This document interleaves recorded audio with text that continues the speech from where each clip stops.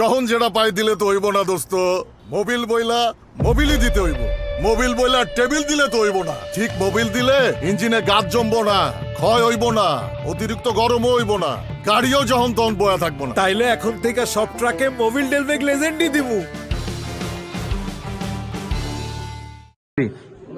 আসসালামু আলাইকুম ভিউয়ার্স, আরেকটি গুরুত্বপূর্ণ কন্টেন্ট নিয়ে আমি আপনাদের কাছে দাঁড়িয়েছি। সেটা হলো, দেখতে পাচ্ছেন আমরা সামনে একটি ক্যাটালাইটিক কনভার্টার নিয়ে দাঁড়িয়েছি। আর এগুলো হচ্ছে আমাদের নতুন স্টুডেন্ট। একবার আমরা দেখে নিই।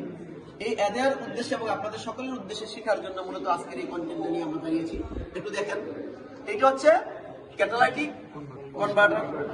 আপনারা জানেন এই ক্যাটালাইটিক কনভার্টার হচ্ছে হাইড্রোকার্বন, কার্বন মনোক্সাইড, নক্স, এই যে ক্ষতিকারক পদার্থগুলো আছে, এই ক্ষতিকারক পদার্থগুলোকে কম ক্ষতিকারক পদার্থে রূপান্তরিত করিয়া বায়ুমণ্ডলে ছেড়ে দিয়ে হচ্ছে এই ক্যাটালাইটিক কনভার্টারের কাজ।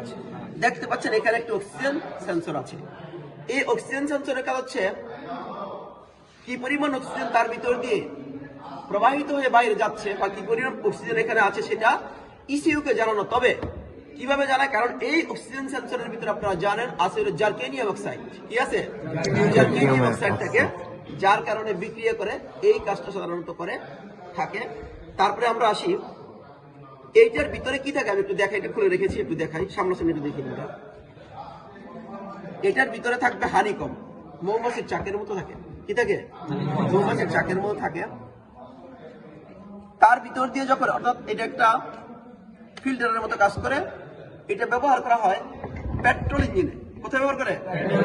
আর ডিজেল ইঞ্জিনের সাথে, ডিজেল ইঞ্জিনে সবসময় মাথায় রাখতে হবে, ডিজেল ইঞ্জিনে ব্যবহার করা হয় এই ক্যাটালাইটিক কনভার্টারের সাথে ডিপিএফ, ডিজেল ফুয়েল ফিল্টার একটা ব্যবহার করে। হ্যাঁ, আচ্ছা।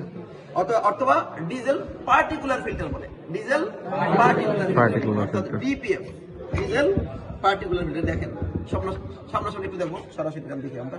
এই যে এখানে একটা এরকম থাকে, এটা মৌমাছির চাকের মতো, কিন্তু একটু খেয়াল করি আমরা, এখানে মৌমাছির চাকের মতো আছে। এইটা ভিতর দিয়ে যখন হাইড্রোকার্বন, কার্বন মনোক্সাইড, এরকম অনেকটা লেয়ার আছে, ঠিক আছে? Hydrocarbon, carbon monoxide, NOx, nitric oxide, এই জিনিসগুলো যখন, এই ক্ষতিকারক পদার্থগুলো যখন এটার ভিতর দিয়ে প্রবাহিত হবে, তখন কি হবে?